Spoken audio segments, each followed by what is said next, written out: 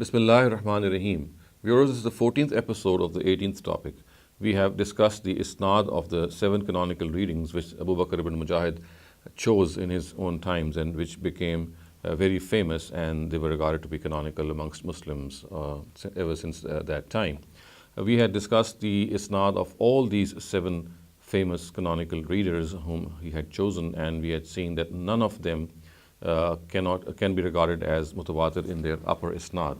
Remember, we were discussing the upper isnad, which means the isnad from that reader to a companion or to the Prophet Muhammad himself. So we had seen that none of these readings can be classified as mutawatir, and although this fact was already evident because these isnads have been written and described in our earliest qiraat books, but since people have laid claim to the tawatur of these readings in recent times, so therefore this analysis had to be redone perhaps. Also in my own analysis I had shown that as far as these readings are concerned, the fact that they are ahad, they are not mutawatir, is absolutely certain, but the nature of these ahad is also brought into question by me when I said that many of these readings are munqata, they are broken, their chains of narration, many of them hardly reach the Prophet or even a companion, and at times they do not even go beyond the reader himself.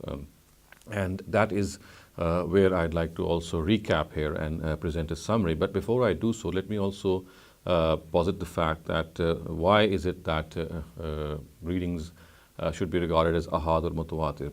Now, as far as mutawatir is concerned, we know that mutawatir means that transmission is of the nature that in each section of the transmission, that such a large number of people transmit what is being transmitted, that any collusion on forgery is ruled out, and therefore it is because of this aspect of mutawatir transmission that it yields necessary knowledge, and as in the terms of our usuliyin, it is called ilm-zaruri, so which means that's something which cannot be denied. It is a certain knowledge. So that is why it is essential to note that when we discuss the transmission of the Quran, the issue of tawatur comes into play, because when our usulis and our scholars claim that the Quran is certain, it has not been changed, it is reached us in the same shape the way it was revealed, they claim this, or they make this claim on the basis that the Quran is mutawatir. It has been transmitted in such a way, and such a large number of people have transmitted in this way, that any chances of any forgery are ruled out in each section of transmission. So the number of people in each section is so large.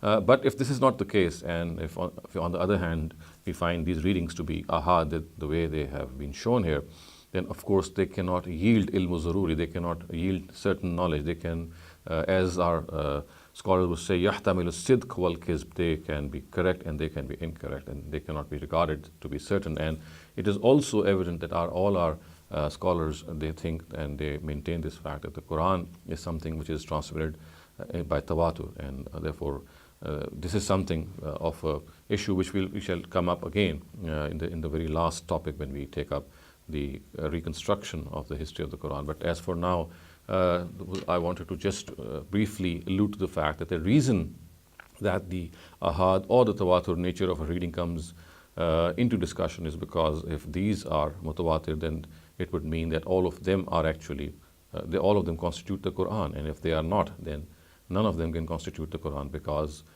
it is claimed separately that the Quran is something which is mutawatir. So that we'll take up inshallah once we reach the final chapter, or the final topic of our whole history that we have revisited in so many talks. I'd like to also just make a brief recap on each of the 7 canonical readers regarding the chains of narration, so that you can just have them in their nutshell. And I also shall comment on the nature of these ahad readings by presenting to you some of the earliest authorities of our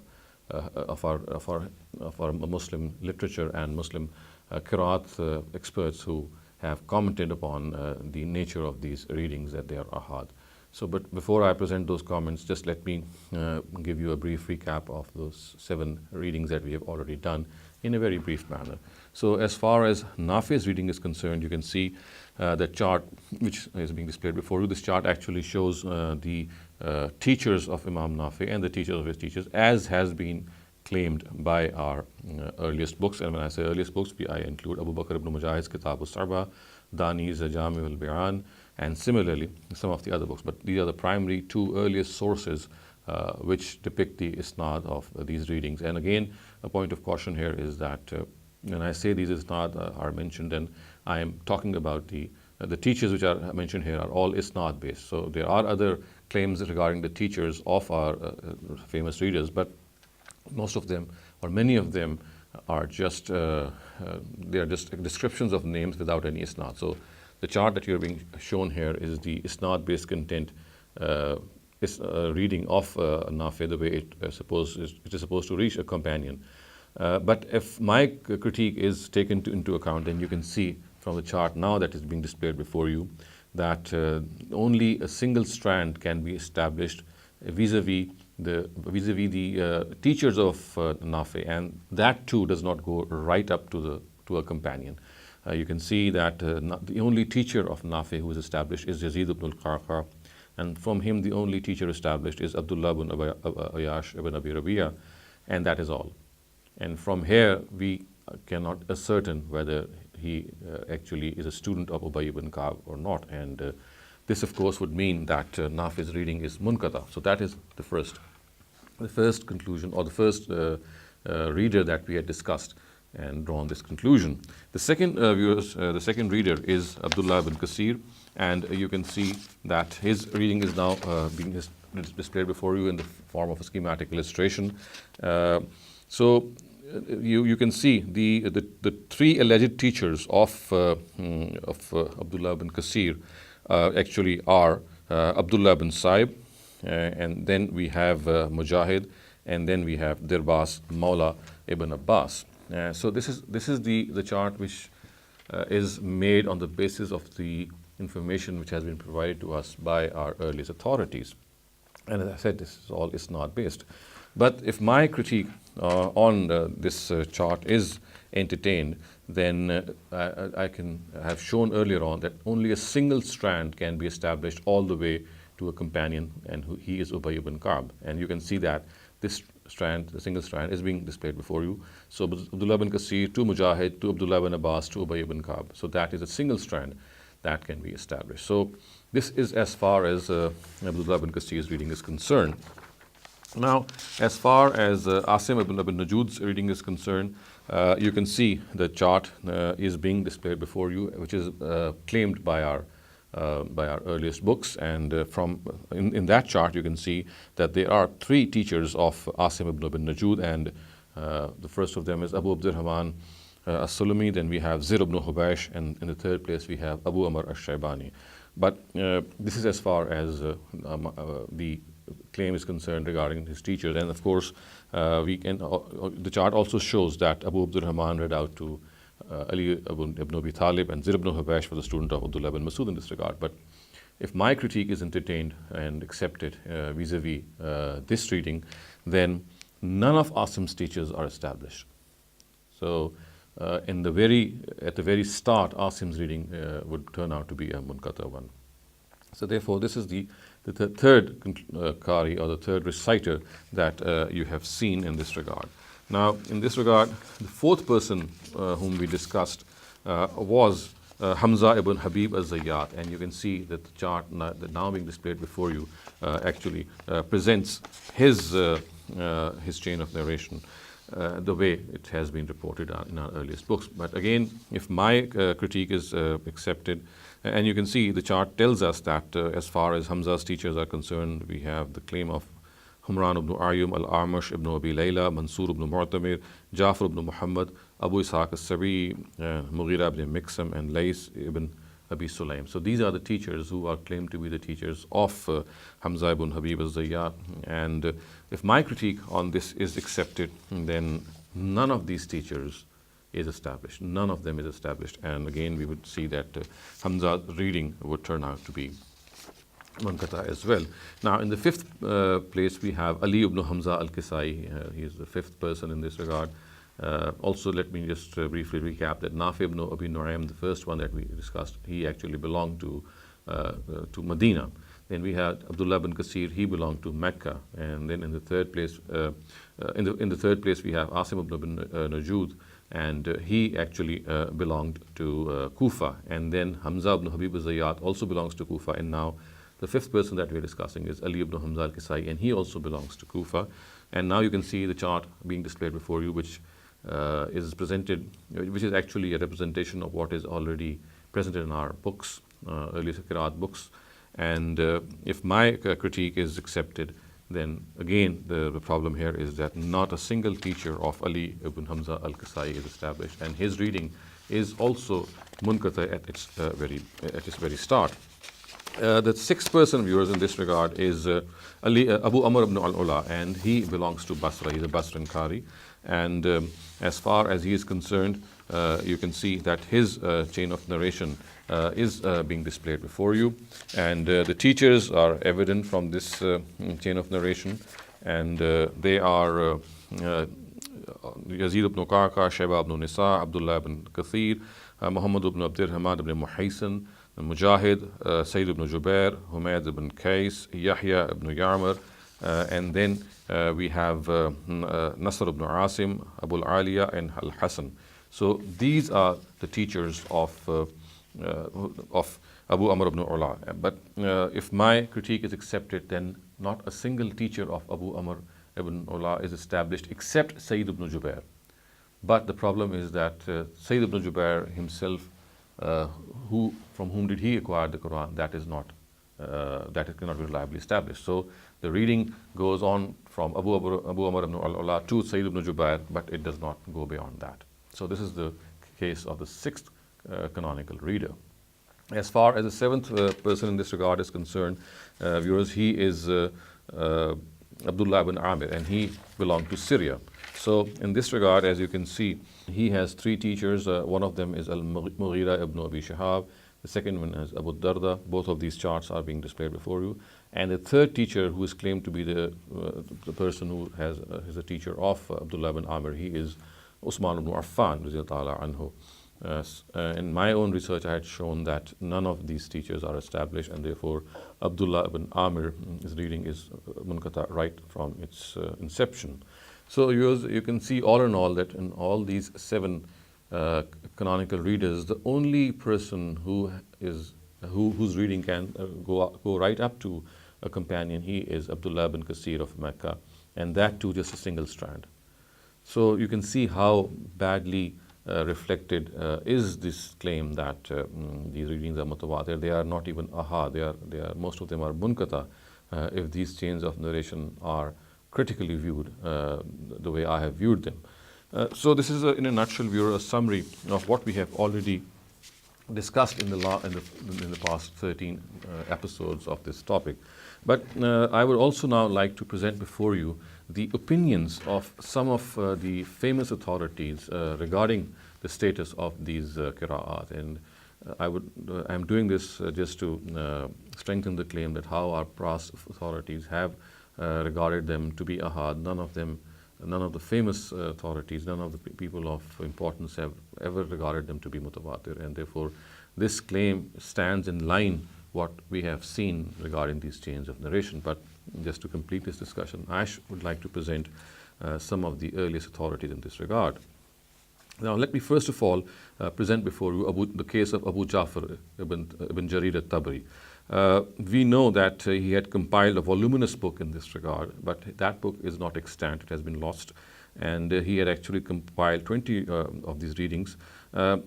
Although his tafsir, Jami al-Bayan, is the famous tafsir, the tafsir of Tabari, we can see that he actually refers to some of these readings, but that is only a glimpse perhaps of what he had compiled when he had wrote that huge and voluminous book on Qira'at. We can see that he rejects a number of readings which were later regarded to be canonical. And this is something very strange, because had they been mutawatir, he would never have criticized some of these readings. And when he is actually criticizing these readings, he is actually at times criticizing them on the basis of some grammatical aspect or some of the other other aspects which have come into play in his tafsir. But we see that he does not does not have any qualms in rejecting a reading if he thinks that it is not correct. And I would like to give you some examples in this regard. And I should also like to point out that Dr. Labib Said has recorded 89 instances where Tabari has actually rejected a canonical reading. When I say a canonical reading, obviously I refer to the readings of these 7 readers. So there are, Dr. Labib Said in his and his book is actually called Zifa'an al-Qiraat al-Mutawatira fi Muwajihat al-Tabari al-Mufassir. So he has actually presented 89 instances in which Tabari has rejected a canonical reading. I'm just going to give you a few examples just to give you an idea how Tabari actually rejects a reading which later was adopted by one of these 7 canonical readers. And had it been mutawatir, of course, in that case, it would have yielded certain knowledge, and Tabari would not have ventured even to reject any of these readings. But the fact that he has rejected some of these readings, which were actually the readings later on of these 7 canonical readers, shows and speaks volumes of the fact that these are ahad. So viewers, let me just give you some examples in this regard. And the first of these examples occurs in the very first surah of the Qur'an, and that is Surah Fatiha. Now, Tabari has actually rejected the reading of Malik Yawmiddin, which is the general reading attributed to Asim and some of the other readers. On the other hand, he has actually accepted the reading of Malik Yawmiddin as the valid reading. And that is the reading which is ascribed to Ali ibn Hamza al-Kisai. So Tabari has actually rejected the reading of Asim, which says Malik Yawmiddin. This is one example. Let me give you a second example. The second example in this case is verse 285 of Surah Baqarah. You can see that it is being displayed before you. This says, Amana Rasulu bima unzila ilayhi min rabbihi wal mu'minun kullun amana billahi wa malaikatihi wa kutubihi wa rusuli. The word kutubuhi here basically is the reading that he is preferred, and it is attributed to Abu Amr, Asim and Ibn Kasir, Nafi. And the other hand, we find that the reading of Kitabihi is attributed to Hamza, and he has rejected it, also to Hamza and to Kisai. So he actually prefers the reading of Kutubihi attributed to Abu Amr, Asim and Ibn Kasir, Nafi and Ibn Amir to the other variant in this regard, which is Kitabihi, and which is actually attributed to Hamza and to his student Ali ibn Hamza al-Kisai. So this is a second instance in this regard. And the third instance which I'd like to quote here, viewers, is the first verse of Surah An-Nisa, which is being displayed before you. So it says, وَاتَّقُوا اللَّهَ الَّذِي تَسَاءَلُونَ بِهِ وَالْأَرْحَامِ. So here he dismisses the reading of al-arhami, which is declined in the genitive, which is attributed to Hamza ibn Habib al-Zayyad, and prefers the reading of al-arhama, which is declined in the accusative and attributed to the remaining 6 readers. So again, I can give you more examples, but I'll content myself with these 3 examples, which clearly show that Tabari is actually choosing various readings on the basis of his own ijtihad, of his own opinion, and rejecting some of the others. And had they been mutawatir, Tabari would never have ventured to do so. This is my contention. Now, viewers, let us move on to the second person in this regard, and he is Abu Bakr ibn Mujahid himself, the famous and the very top-notch person in this regard, who is the person who himself chose these 7 canonical readers, and they became very famous. Now, the most important point to note here is, viewers, that there's nowhere in his book, Kitab al-Sa'ba, where he has claimed that he has chosen these readings because they were mutawatir. He has actually never ever mentioned the criteria of tawatur in his selection. On the contrary, as I'm just going to read out, his criteria were totally different. So therefore, the person who is himself responsible, for selecting and choosing these readers, himself never mentioned that it was because of the tawatur of these readings. But he has mentioned some of the other readings, which I'm just going to take up. So in order to just gauge the fact what his view is, Let me just read a small excerpt from his Kitab al-Saba. And his words are: فَهَؤُلَاءِ سَبْعَةُ نَفَرٍ مِنْ أَهْلِ الْحِجَازِ وَالْعِرَاقِ وَالشَّامِ خَلَفُوا فِي الْقِرَاءَةِ التَّابِعِينَ وَأَجْمَعَتْ عَلَى قِرَاءَتِهِمُ الْعَوَامُ مِنْ أَهْلِ كُلِّ مِصْرٍ مِنْ هَذِهِ الْأَمْصَارِ التي سميت وغيرها من البلدان التي تقرب من هذه الأمصار.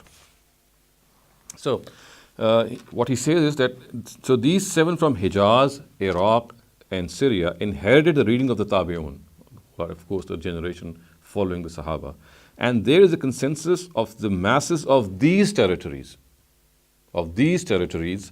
I have just mentioned, and other nearby ones on the reading of their respective readers. So basically, what he's saying is that they are representative of their own areas. The people of their own areas gathered on the reading of these people, and that is all.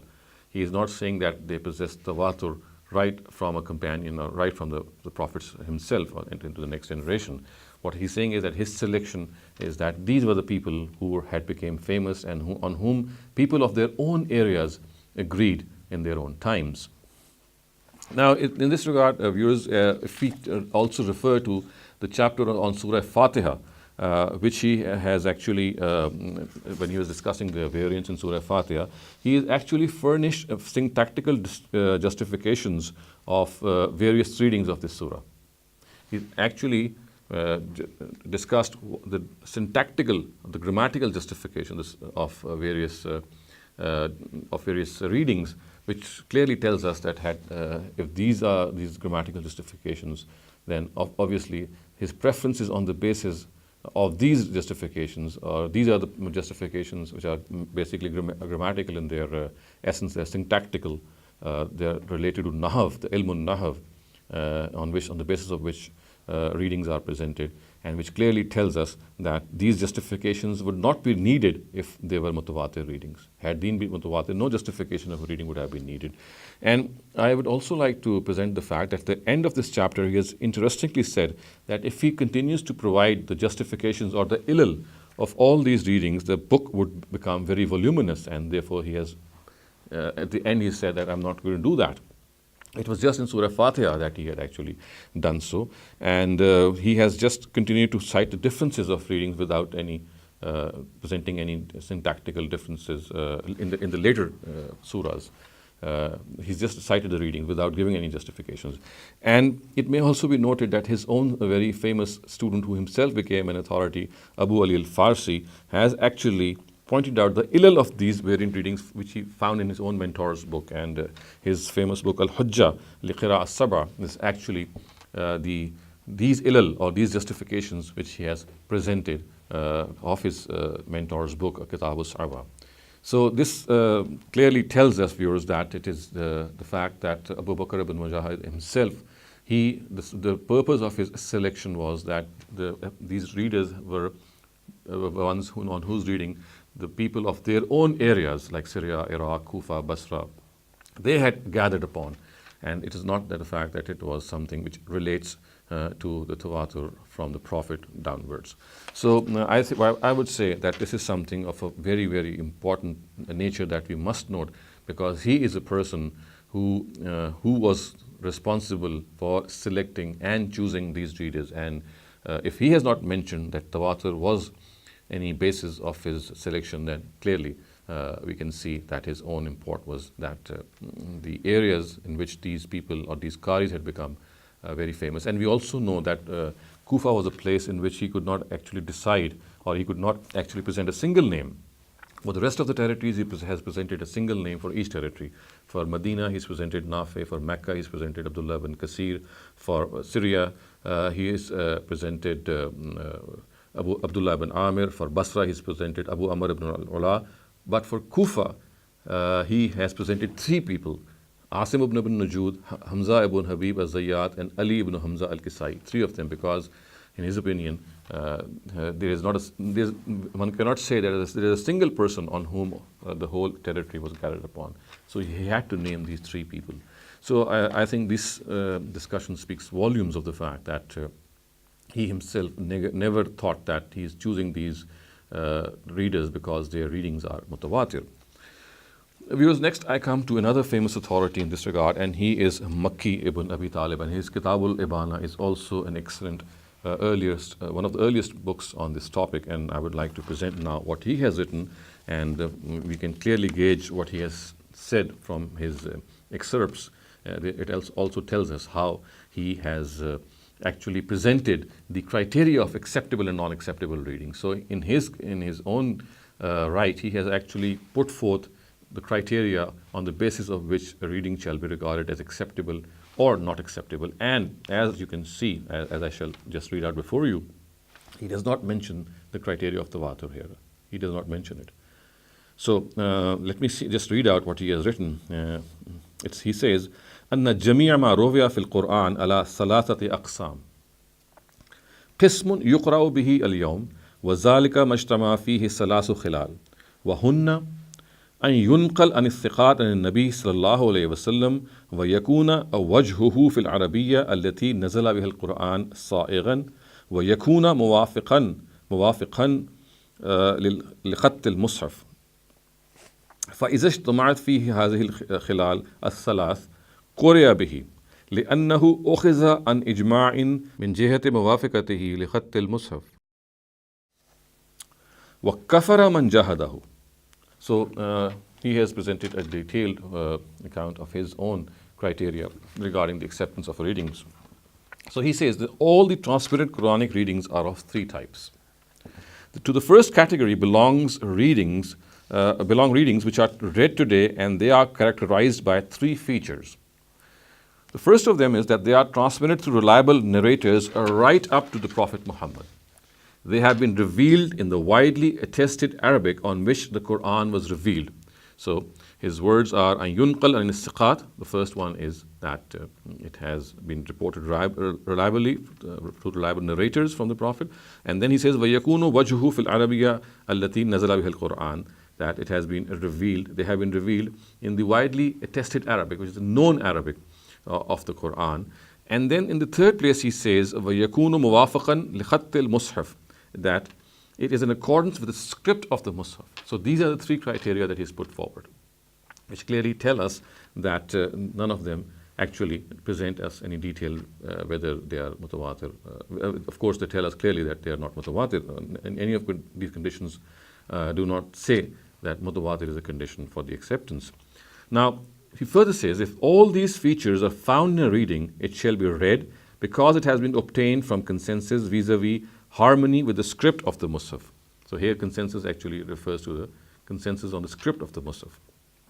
And he who denies such a reading shall be guilty of kufr. So he's exactly furthermore presented his case by telling us that a person who denies this shall be guilty of kufr. So viewers, you can clearly see that as far as Makki ibn Abi Talib is concerned, he has the criteria that he has presented. None of them makes none of them boasts of the fact that they are mutawatir. And I've just discussed the first of these aqsam, or the categories. Of course, he goes on to describe some of the other categories, but my primary reason is to present before you the fact that the criteria that he is presented before us, they are basically three, and none of them actually relates to ijma. None of them relates to tawatur actually. Let me now move on to the fourth person in this regard, viewers, and he is Abu Sa'id al-Dani. And the very title of his book actually speaks volumes, that he is not regarding the reading that he's presented in his compendium to be mutawatir. And his book is actually Jami'ul Bayan fil Qiraat al-Sab'a al-Mashhura. So in other words, he actually regards them to be mashhura. And the fact that Dani does not regard these readings to be mutawatir is also referred to by Ibn al-Jazari, whom we'll study later, his own excerpt, when he names him among those authorities who hold the three famous criteria as the ones that distinguish an acceptable reading from a non-acceptable one. Ibn al-Jazari in his times has also presented his criteria, which is similar to the ones of Makki ibn Abi Talib, and he has actually referred to the fact that Ad-Dani also subscribes to these criteria. So it becomes evident from the title of his book, which says Al-Mashhura, when it refers to the Qiraat, and also from the fact when another authority refers to Ad-Dani, he actually tells us that Dani subscribes to these criteria. So although this is implicitly mentioned, But as far as the title of his book is concerned, it is very explicit to mention the fact that actually what he's presenting as readings they are just widely attested, but they are not mutawatir. Let me now, viewers, move on to the fifth person in this regard, and he is Ibn Atiyah. And his iqtibas or his excerpt has been actually recorded by from Al-Mawrid al-Wajiz fi Tafsir Kitab al-Aziz, and his words are: ثم أن القرآن في الأمصار تتبع ما روي لهم من اختلافات لا سيما فيما وافق خط المصحف فقرأوا بذلك حسب اجتهاداتهم فلذلك ترتب أمر القراء السبعة وغيرهم رحمهم الله ومدد الأعصار والأمصار على قراءة السبعة وبها يصلى لأنها ثبتت بالإجماع. So, if a simple translation would be, then the readers of the cities followed what was narrated to them from among the variant readings, in particular those which were in conformity with the Musaf. They read these readings by giving preference to the one they adopted according to their ijtihad. And here, viewers, the word is that the preference that they gave was on the basis of their opinion, therefore their own ijtihad, various reasons. From this, the matter of the seven readers and others besides them was formed. From this arose the matter under the case of these readers. Time passed on the seven readers, and these readings were read in various areas, and on them the prayer was read because the acceptance of these readings has been substantiated through consensus. And here again, the consensus should not be meant to imply the fact that there's a consensus of the Ummah, but again, because of the fact that the people of these areas, they were gathered on these readings. This is quite clear from the context. So, viewers, Ibn Atiyah is even more explicit when he points out the fact that it was on the basis of ijtihad, on the basis of opinion, on the basis of various factors which led them to prefer one reading over the other. That was the reason, and this, of course, was the basis of the acceptance. And clearly, this is a far cry from the claim that these readings are mutawatir. So we can see that this is something which is very common. And furthermore, viewers, in his own tafsir, which is Al-Mawrid al-Wajiz, you can see that Ibn Atiyah is actually giving preference to a particular canonical reading on the basis of his own opinion, his own rai, his own ijtihad, because of various reasons that led him to this ijtihad, which clearly tells us that, again, this issue is something which is, again, based on these readings are ahad, and they are chosen or preferred one over the other on the basis of ijtihad. The sixth person view that I'm going to discuss is Abu Bakr ibn al-Arabi, and he, in his Al-Awasim al-Qawasim, says that people have imposed three conditions for the acceptance of a Quranic reading, and they are sound transmission, correct Arabic, and conformity with the script of the Musaf. Again, we do not find any mention of the fact that they are mutawatir, and if I quote his exact words, they are وَهَذَا كُلُّهُ إِنَّمَا أَوْجَبَهُ أَنَّ جَمْعَ السَّبْعِ لَمْ يَكُمْ بِإِجْمَعٍ وَإِنَّمَا كَانَ بِإِخْتِيَارٍ مِنْ وَاحِدٍ أَوْ أَحَادٍ. All these conditions have been made mandatory because all the seven readings have not been transmitted through consensus, but rather through the choice of one or few individuals. So here again, the word ijma is used in the other sense in which the ijma of the ummah perhaps is implied. Here he says that it is basically the ikhtiyar or the selection or the choice of a couple of readers or people who chose them that they were transmitted. So, jam'a sab lam yakum bi ijma'. It is not through the consensus that they were transmitted, but they were transmitted bi ikhtiyar min wahid. So one or a couple of people transmitted them. And he says precisely because of this reason, three conditions had to be imposed. These conditions are not named in this excerpt, but they have been named just prior to this excerpt. And as I said, they are correct Arabic conformity with the script and sound transmission. So he says that these conditions were precisely imposed. The reason was imposing these conditions was that they are not transmitted through consensus, but because of the ikhtiyar of a few individuals, and since they could falter, so therefore these conditions were imposed so that they could make the reading, the acceptable reading, as sound as. So viewers, in this talk I will confine myself to the opinions of these 6 authorities whom I presented before you. In the later talks, in the later episode or the next episode, I shall take up some of the other authorities who have presented their view regarding the nature of transmission of these readers. So till now we have seen that most of the famous authorities, like for example At-Tabari, Abu Bakr ibn Mujahid, Ad-Dani, and Abu Bakr ibn Arabi, all of them we have seen that the way they have described these qiraat, none of them regard them to be mutawatir. So inshallah in the next episode I shall take up some of the other authorities in this regard and see what they say. Till then, أقول قولي هذا واستغفر الله لي ولكم ولسائر المسلمين والمسلمات.